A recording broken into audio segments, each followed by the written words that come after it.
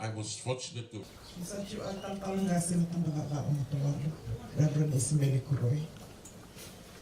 Mr. Sugar, Miss Mereseini Vuniwaqa. Thank you for being here today. 2 queens in 2 days for me. Yesterday it was Miss Ma. The chairman and trustees of the Golden Age Home, Lautoka, our partners from the private sector that are represented here, particularly those companies that give us a lot of freebies in relation to the welfare of our senior citizens at the Golden Age Home. School children and teachers that are represented here as well for this special event. And I'd also like to take this time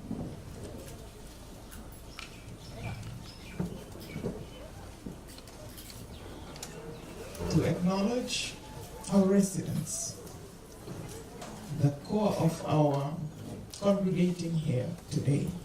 Not only the residents, but for our family members who have taken time out to show our residents and the elderly in our communities that we do care. Thank you for taking the time out. Last but not least, the staff of the ministry, Permanent Secretary, Principal Welfare Officer, Mr. Dari, and your very efficient team here at the home.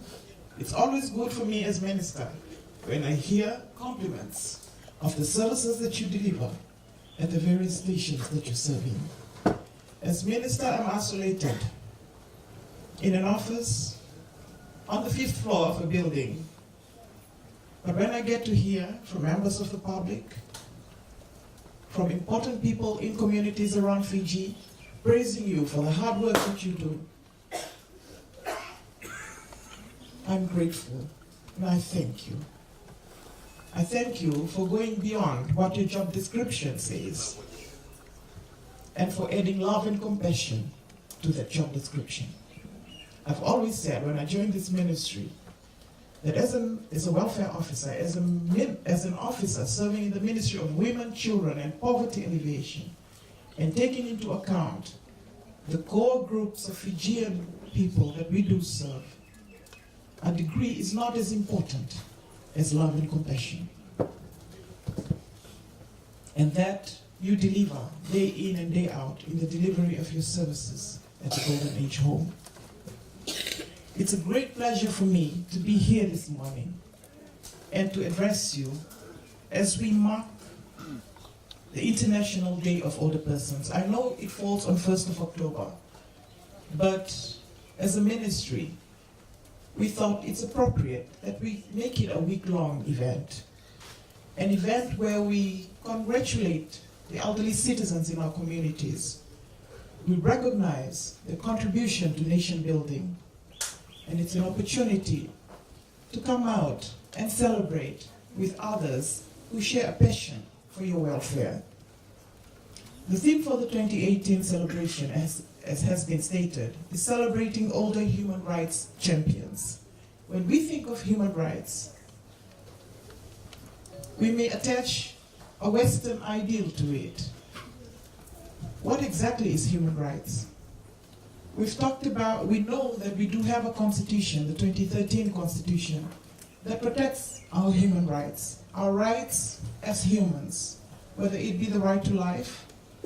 We've gone a step further in introducing socio-economic rights in our 2013 constitution, the right to clean water, the right to health, the right to education, and the list goes on. So when we talk about human rights today, as Fijians, it doesn't end on what is the general understanding of what human rights is. I believe that human rights goes even to the raising of children. And most, if not all of us that are here today, are residents, do have children. You have contributed to the building of our nation to where we are today. Whether it's in paid employment or in caregiving at home, it's the same. You have contributed to where we are today. And today is to recognize that contribution.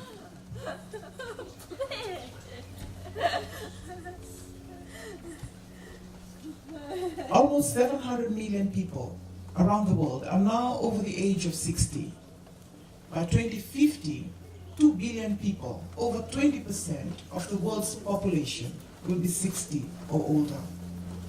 The percentage of older population in Fiji, this is 60 plus, defined as 60 years of age and over, has been increasing steadily since 2000.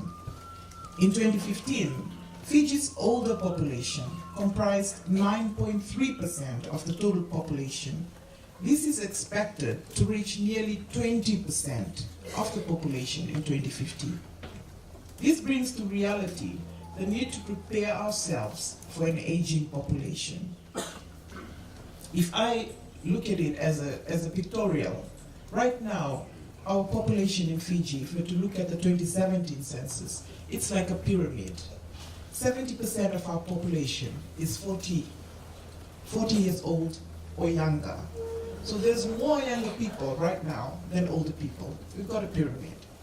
Come 2050, that pyramid will be inverted. There'll be less young people compared to the older generation. So it gives us an opportunity now as a nation, as a community of people, to prepare for that time, for 2050, when that does happen. And that is the reason why awareness on the elderly population is a very important undertaking for government. As per the 2017 census, men make up 50.7% of the population, while women make up 49.3%. While the proportion of males was higher below the age of 59 years, the female population was higher in the age groups above 60. So women, we are living longer than men. And I guess we can put that down to lifestyle. Projections by UNFPA reveals that presently Fiji's older population is growing by 3,000 people per year, and the oldest old, which is 80 years and above, is also expected to increase rapidly from 5,000 in 2010 to 28,500 by 2050. This means we as a people have a huge responsibility before us to ensure that our senior citizens, who have given us so many reasons and means to live a prosperous life, get the best in their most vulnerable stage in life. Longer lives must be planned for, as societal aging may affect economic growth and many other issues, including the sustainability of families, the ability of states and communities to provide resources for older citizens, and international relations.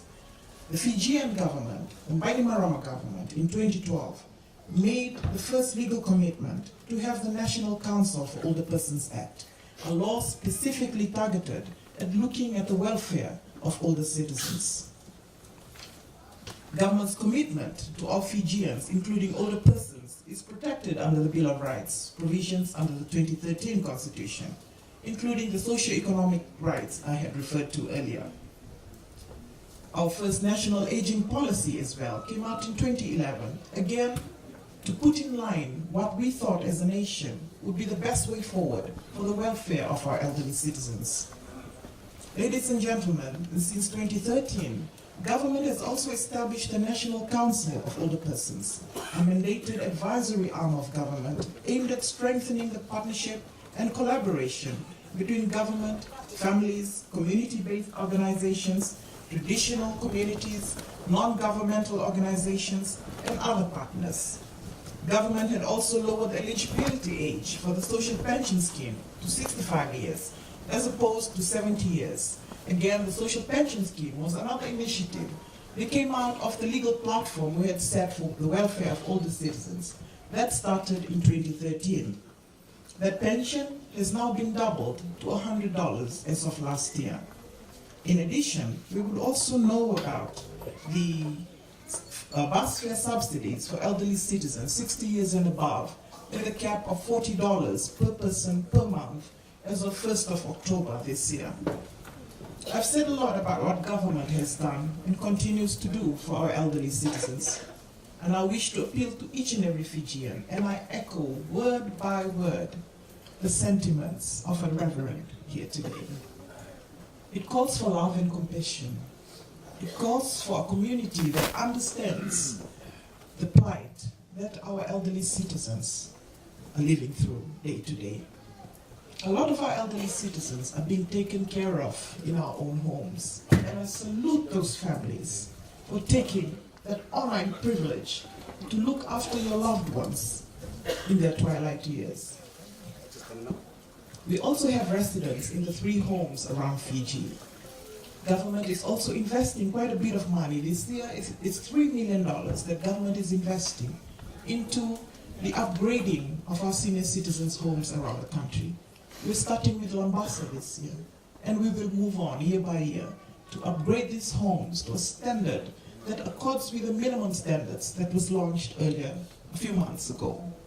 For the first time, we now have also introduced minimum standards that is on par with international best practice to ensure that our Fijian elderly citizens who live in our residential homes are accorded the same standards as those living in similar homes overseas. But all that will not mean anything if those who are serving do not have that love and compassion. All that will come to naught if us, members of the community, every Fijian, does not accord that respect, that love, that compassion that is so sorely needed by those that are older than us. Because all of us one day will become elderly citizens of this country as well. And what we give today is what we'll get when we do get older. And with those few words, I'd like to thank you all again for being here today and for showing our elderly citizens that yes, we do care, yes, we do thank you and recognize you for your contribution to nation building. Now,